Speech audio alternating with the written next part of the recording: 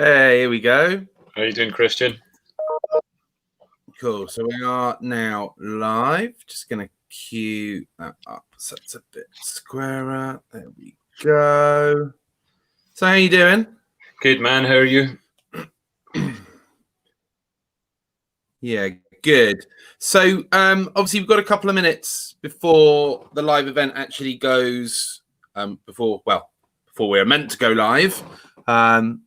So yeah, just obviously a good little chance for us to give a little intro, just for those of us who don't know us. So anyone new, my name's Kristjan. I've been an estate and letting agent for coming up 20 years, primarily in lettings. I've also been a tenant, still am a tenant of 22 years and counting. So yeah, pretty much seen everything there is to see on both sides of the letting journey. Paul, tell us a bit about you. So oil industry background, engineering, worked on oil rigs, not the manly kind, small screwdrivers and notebooks. I did property since I was 18. So yeah, I've kind of done a bit of development and management and lettings, but I've been a tenant for many years as well.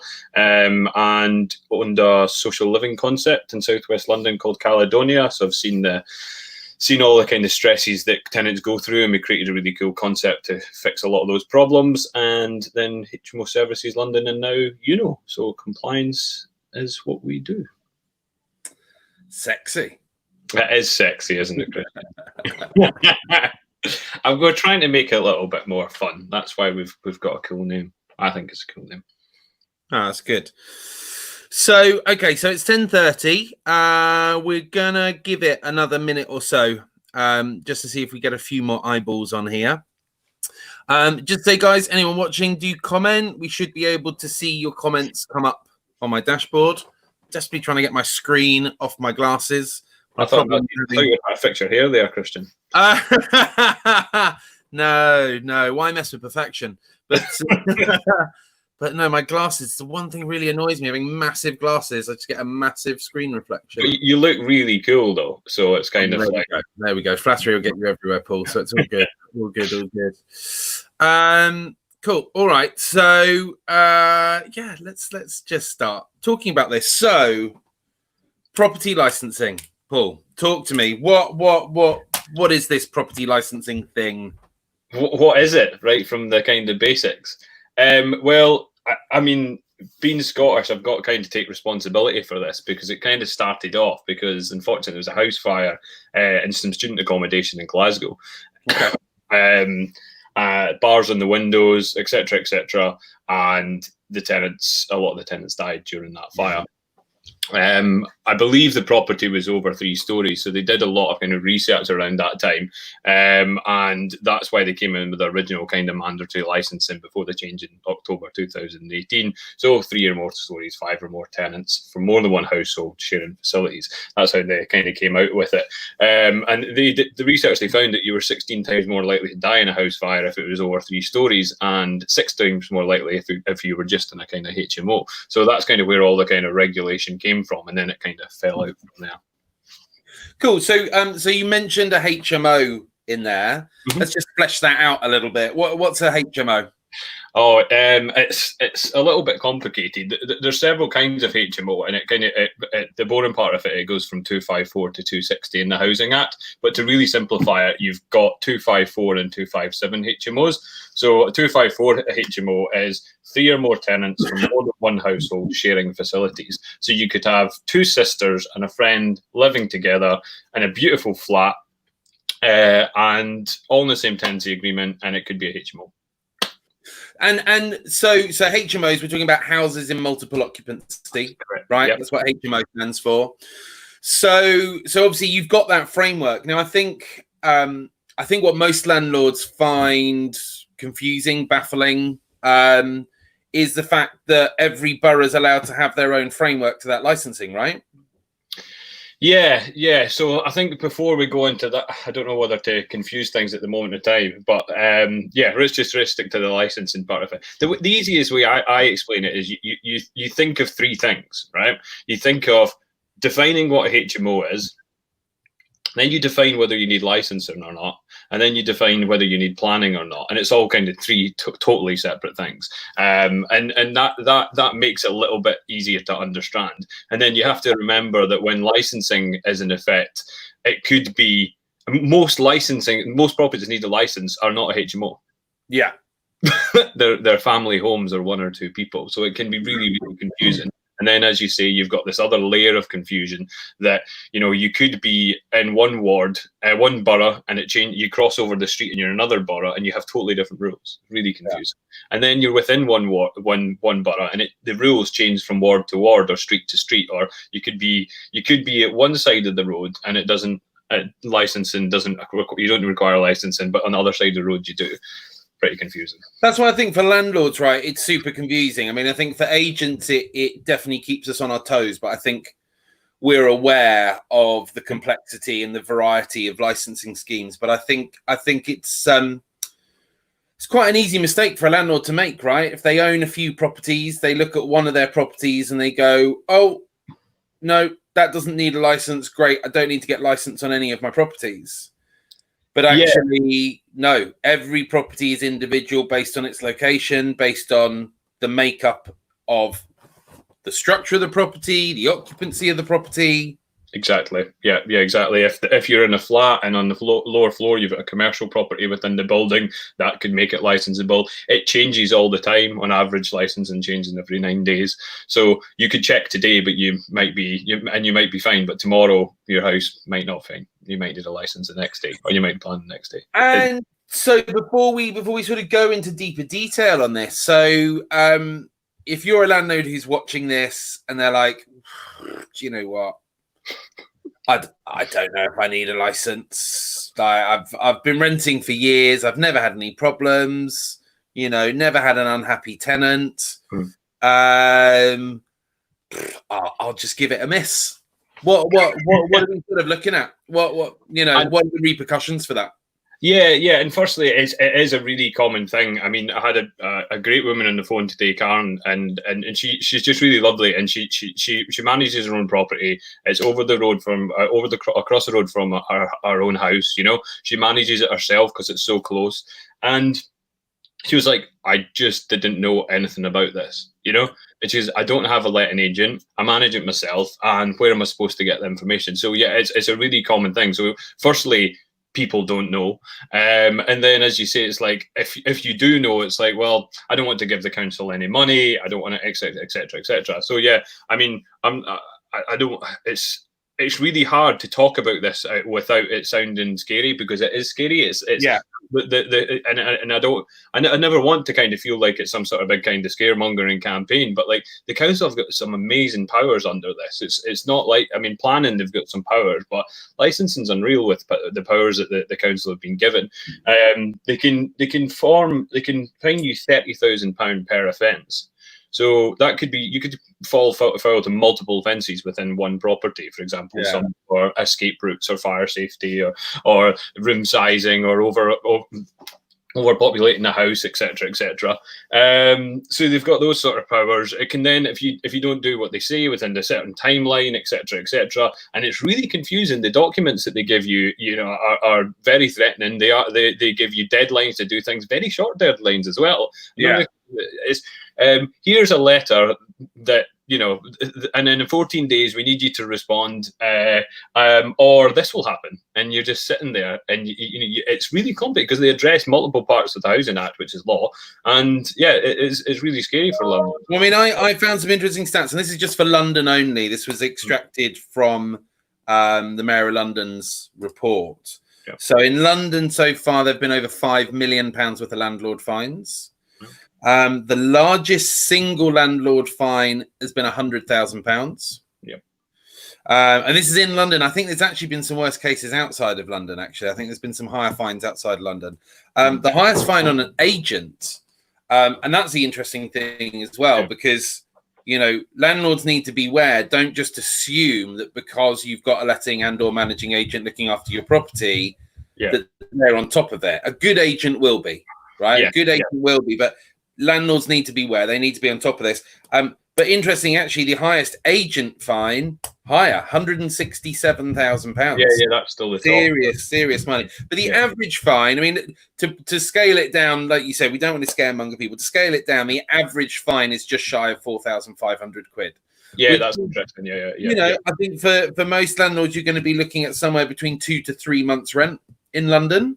And even scarier outside of London, you know. And outside of London, exactly. You know, if you're looking same powers and same everything with a £400 rent, you know, coming every month in some parts of the UK, and they can be facing the same legislation, you know. Well, the average rent's about £850, isn't it? So you've got to be looking at that's for the average rental property, a £4.5 fine. That's 5 months. That's nearly half your year's revenue gone.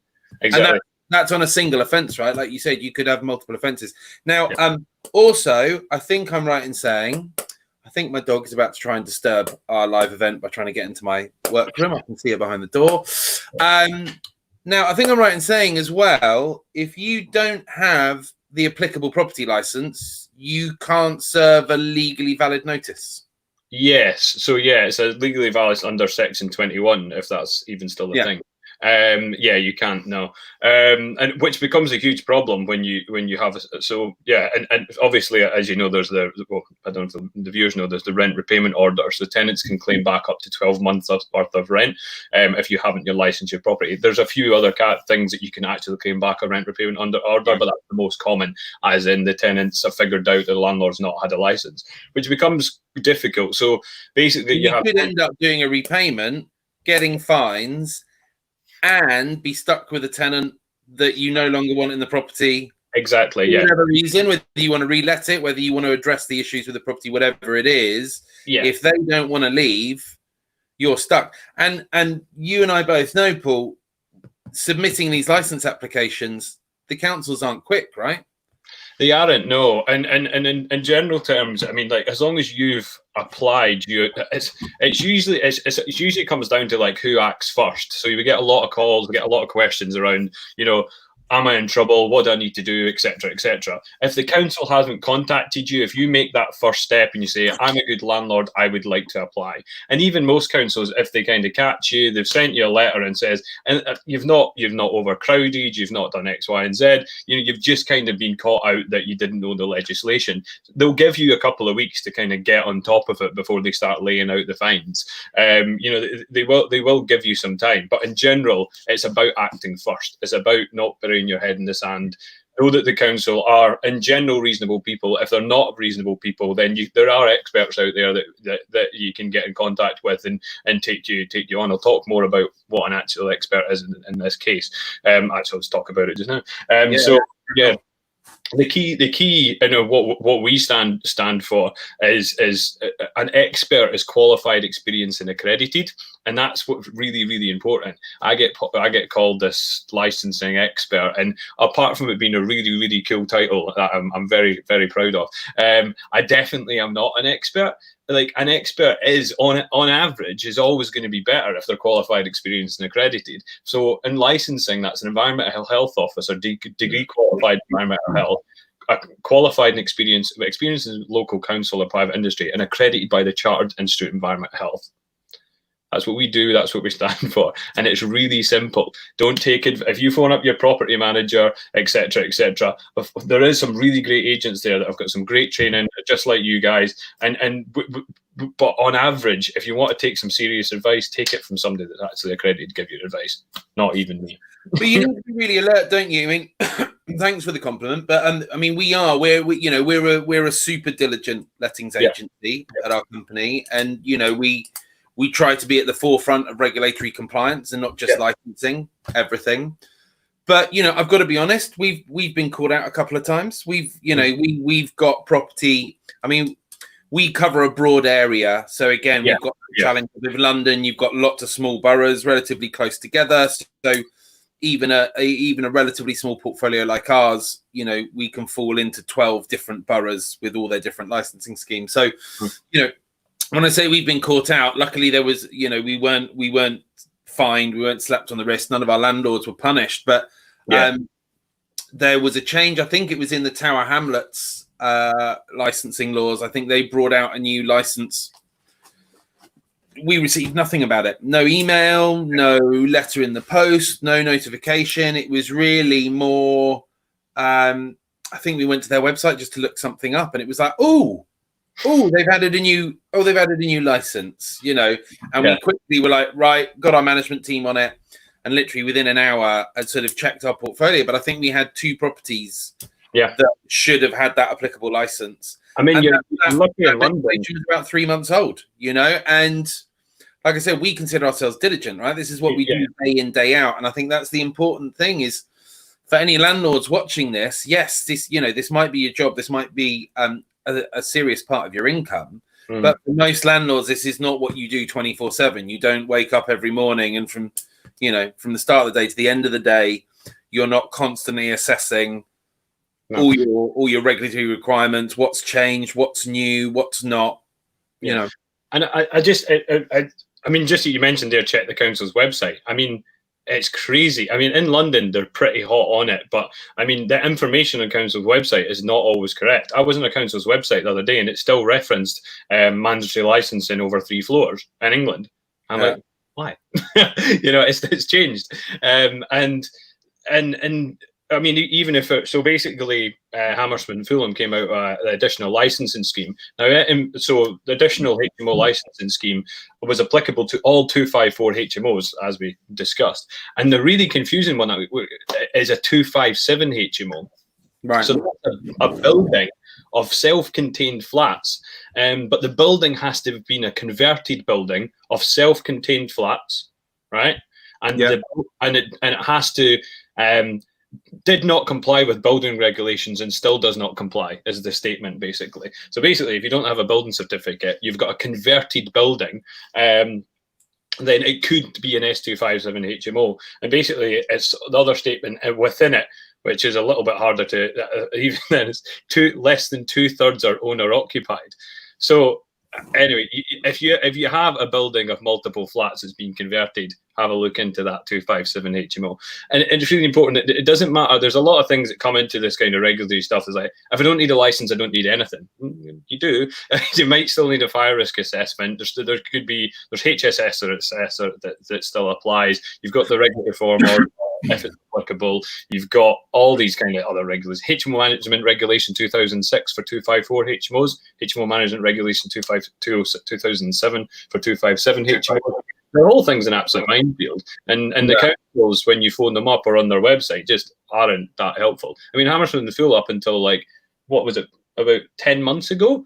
You phone them up and you ask them about a 257 HMO and that they license them, and they don't even know what it is. That's an interesting and worrying story, isn't it? I mean, we find that quite a lot. Calling a council. Yeah. Get the wrong advice. Get it in email. There's a lot of bad advice. I mean, I remember, I don't even remember what year it was, but I remember when they first brought out the HMO licensing in England. Yeah. And we were watching that obviously very closely because, as I've already said, we had lots of properties in lots of boroughs. I think at the time we had properties in 6 or 7 boroughs. Yeah. And I remember the deadline came into effect. There was virtually no information on any of the council websites. Yeah. And we set about calling every council. Now, this is a few years ago, so I'm not saying they're like this now, but we set about calling each of those 5 or 6 councils. And not on that. This was on the day the law started. So this was the day you could officially now be fined. Yeah. And not a single council knew what we were talking about. We called everyone. We were like, can we talk to the housing department? We need to talk to them about property licensing for HMOs. And, we'd get responses like, sorry, what? A HM what? So I think that was an early days insight into the mess that it is. As we touched on earlier, I think also because there are such strict rules for landlords, I still find it staggering how slow the councils are processing applications. I mean, it's not uncommon for us to do a license application for a landlord and not receive that license for 6 months. Yeah, and to be honest with you, not remotely uncommon. Yeah, I mean, your risk for being fined for not applying is away once you've applied. You don't actually need to have the license, So that's as long as you've applied. Oh no, absolutely, absolutely. Yes, just to clear that up for landlords, that's a really good point, Paul. Once you submit your application, you're not at the mercy of your local council. You have fulfilled your obligations having submitted that application, and until the council comes back and tells you otherwise, either you've passed or no, you need to address this or this, you are compliant. So that's a really interesting point, because so I went to, it was a really fun open day about licensing at Camden Council, and they basically says apply for your license and everything's fine, you're compliant, etc., which is not really, you're compliant to one thing, which is you've applied for your license. And so it's and so Hammersmith and Fulham have got around. So there's loads of different. So yeah, you've applied for your license, you're no longer that. But what about all the other regulation? What about the fact that you're 16 more likely to die in a HMO, 16 times more likely? Your rules and regulations are still there under HSSRS, maybe the RRO is in effect, etc., etc.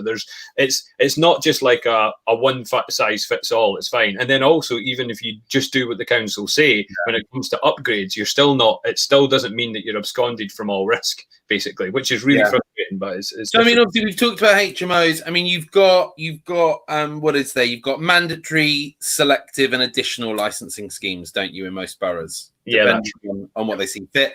Now, I mean, something I find interesting as well. You've got some boroughs who do it by wards or certain patches, which are supposedly areas of poor housing that the council wants to target. Which I always find interesting, because if they know it's poor housing, they could already be enforcing that under existing housing laws and stuff. So I'm a little bit cynical about these licensing schemes. But I think what I've seen, which is interesting, and I find it a little bit worrying, but I suppose at least it makes it clear cut, is you've got an increasing number of councils now securing borough-wide licensing, right? So I think Newham was one of the first, if not the first, where literally every property, doesn't matter, HMO, one bed flat, bed sit, doesn't matter, everything needs a license. They recognized that they had a particularly severe issue with housing standards, and that's how they tackled it. I mean, I'm still a little bit ambiguous. I know a lot of landlords get very wound up about this, because I still question how effectively they're enforcing. They're proactively going out and seeking the rule breakers, seeking the landlords who haven't submitted the license, seeking the ones who are breaking the rules. Yeah. No, I mean, like when you're talking, when it's geographical, as you say, it's a little bit easier. And obviously when it's the whole borough, it's a little bit easier. Obviously, now that you have to apply to the government if you want to license more than 20% of your stock, basically. So I think it was Hillingdon. I can't remember. One of the councils has applied. We actually applied for the license because they said it was coming into effect, but they never got government approval for the scheme. So then they had to refund us the money, basically. So yeah, it's important to know that the government are clamping down on this kind of blanket licensing, which is good, but then also bad because it makes it more confusing. And I know some landlords have successfully overturned licensing schemes as well, isn't there? There's been a couple where sort of landlords have come together and sort of fought how fair the terms of the licensing scheme are. Yeah, and that's around that kind of same process. Yeah, exactly. Yeah. So I had a really good point floating around in my head just then, and it has absolutely vanished. What I am going to say is we've got a few people watching. Guys, if you do have any questions, we can see your questions come up. We can share them. If you've got a good question about HMO, about licensing, please drop it in the comment section. Like I say, we should see it pop up here. And if it's a good one, we'll share it on screen and do our best to answer it. So, excuse me, do send us your questions if you've got them. So yeah, I've totally that fabulous point that I had queued up beautifully has absolutely abandoned me. There we go. It's popped back in. Brain does work effectively eventually. Something I also found really interesting with some of the property licensing schemes is that actually some of them will have requirements outside the overall government framework for regulation and compliance. So a good example of that is the electrical compliance laws, which in England and Wales come into effect on the 1st of July. Yeah. But we've got a couple of councils who, with their licensing scheme for a few years now, have mandated that those electrical checks need to be completed as part of their licensing scheme requirements, which I think is something really interesting. It goes to talk about, again, how messy and complex this is. The fact that, as you alluded to, you've got your property licensing laws. That alone doesn't make you completely compliant. You've still got all your compliance outside of that, gas safety, Legionnaires, carbon and smoke alarms, right to rent, etc., tenancy deposit schemes, all this sort of stuff. But I find it really interesting that, you could be not negligent, but you could be unaware of a licensing scheme that you need to comply with, but fully in the belief that your property is completely compliant. Yeah. Obviously, it's not by not having the license, but you might still then have to go another step outside of the standard government framework. Yeah, It was quite interesting. We I can't remember which borough it was. I can't remember if it was Hackney or Tower Hamlets, or maybe it was both. But one of them definitely had that in there, and we sort of contested it with them. We tried to going back and saying that this is not a government requirement. The government doesn't mandate electrical checks yet. I mean, we already had a recommended process. We recommended our landlords did that every sort of 5 to 7 years anyway. I mean, very much in line with what the compliance laws are coming out as of 1st of July. But I just found it fascinating that, you had a borough who was mandating something which wasn't yet actually set in general law regarding tenancies. Yeah, it's confusing, and what a really confusing one is when councils say you need to have all of these certificates satisfactory before you apply. Yeah. So which means you get to, okay, I need a license, and then you say, okay, you need an electrical to a fire alarm test, blah blah blah blah blah blah blah. A measured floor plan with where all the kind of smoke detectors are, gas boiler, fuse board. That kind of get really complicated. So then you're like, okay, here's where my risk starts. I need to get all of these things. You then get an electrical installation condition report. It then fails, and then you're 3 weeks before you've actually got a new fuse board or up to standard for that point before you can even apply. I mean, you touched on something earlier as well, which I think is really interesting as well. Room sizes. Yeah. Right. You can have a property which is exactly the way it was built whenever it was built. Whether that be post-war or or Victorian times or older. What I find fascinating is you can buy a property that could have been rented before. It might have been a family home. Who knows? Yeah. You then go through this licensing process, and all of a sudden you can be told, well, actually, of your 8 bedrooms, those 3 don't meet the minimum size requirements. Yeah, we had that, and we had a landlord that came to us, and they had applied themselves, and they got themselves in a bit of trouble, and then the council, they had a 3-bedroom flat, and the council shut down 2 of the bedrooms, and so we ended up with 1 bedroom. Slightly hampered your income. Yeah, exactly. So so we had an unhappy agent and unhappy landlords who we had to fix all of that. We got them open back up. It's important to note that although you have the government minimum standards, you have your council's kind of minimum standards, and maybe they'll say it's 7, 8, 9, 10, etc., etc. Yeah. They're pretty flexible, and at the end of the day, that falls into the grey area. You've got this kind of black and white, and you have this grey, and it's more about the holistic view of the kind of property itself. You have all these kind of hardened set fields. Your cupboards have to be 0.3 cubic meters per tenant. You have all these kind of, this is hard, and you see everything is black and white. Everything when you go onto this sort of thing is like black and white, black and white, black and white. And as you know, it's really hard to fight against black and white when you're dealing with the council. So it can be a little bit tricky. But you've got to look at the property as a whole itself. It has to be above the government minimum standards. But if you've got a room that's, say, a little bit, a little bit below the local council's guidance. They're saying 8 and you've got 7.5 or something like that. It's not a hard and fast. You get they won't use it, because you have to look at, maybe it's got a nice big kitchen with a dining facility, maybe it's got a living room, maybe it's got other facilities that gives that room that extra space. And there's lots of things when you kind of look at amenities and layout and things that councils are really keen on. Don't be more than 1 floor away from your kitchen facilities, because they don't want people having to carry up hot plates, and cups of tea over 2 floors. And that becomes more apparent when you think about, like, well, has the kitchen got anywhere to sit? Have they got a space? And that's what changes bedroom sizes. And that's where you start looking at like bedroom sizes of like 9 and 10 meters squared. And the council are saying that because they know that people are trying to cram so many bedrooms in and put a little galley kitchen in. And then that's where they need to think about that sort of thing. But if you've got a lovely kitchen diner, maybe a living room as well, they're going to be a little bit easier on you with room sizing.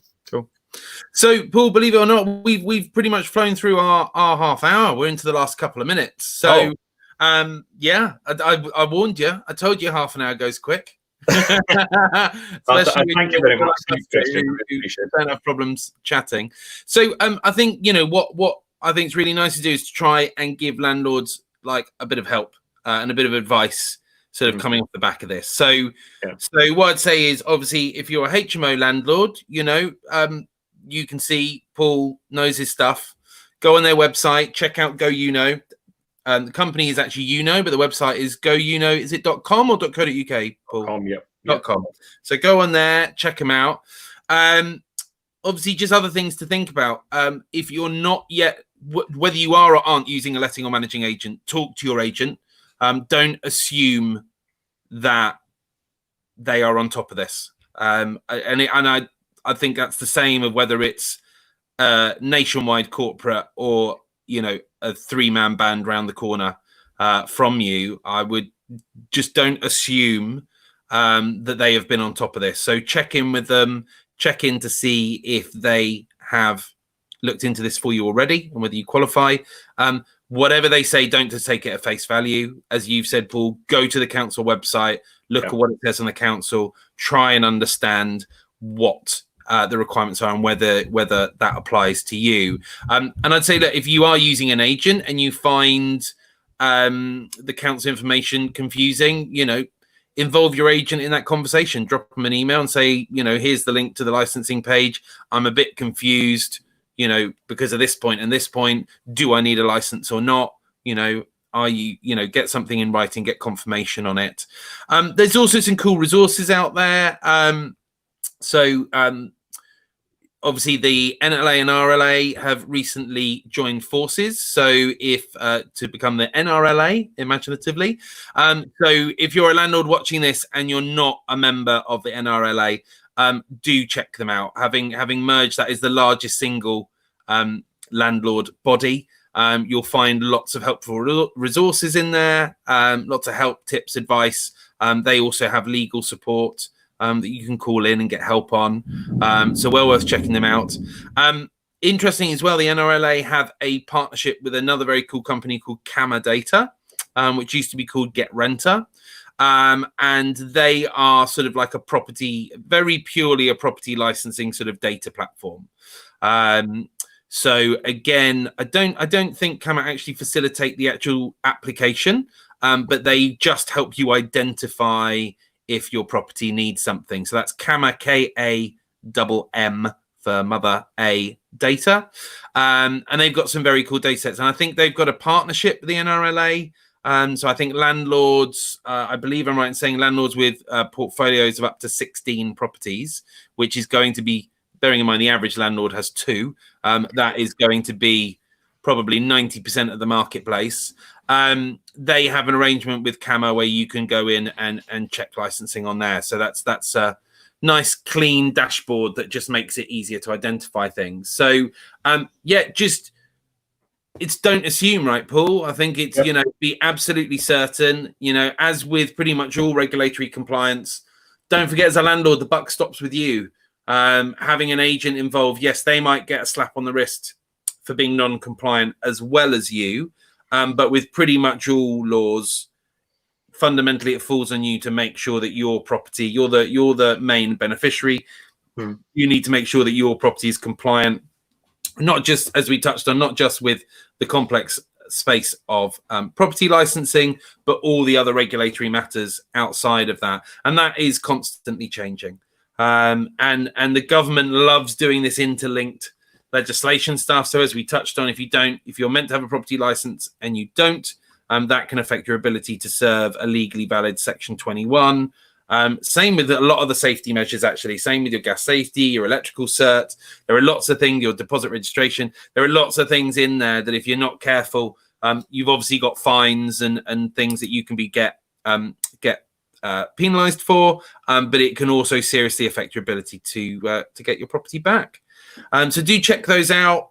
What we'll try and do as well when we share the recording of this later, we'll try and drop some of these links into the comments below so people can easily find stuff. Do engage with our video, do drop comments in even after we're live. We'll happily come back and respond to those as and when we can. But otherwise, Paul, thank you very much, Kristjan. Thank you. All right, have a good one. I know you've got a busy day, but yeah, thanks for your time. Thank you. Maybe do another one again with you soon. All right. Thank you. Bye-bye. Cheers, bye. Bye-bye.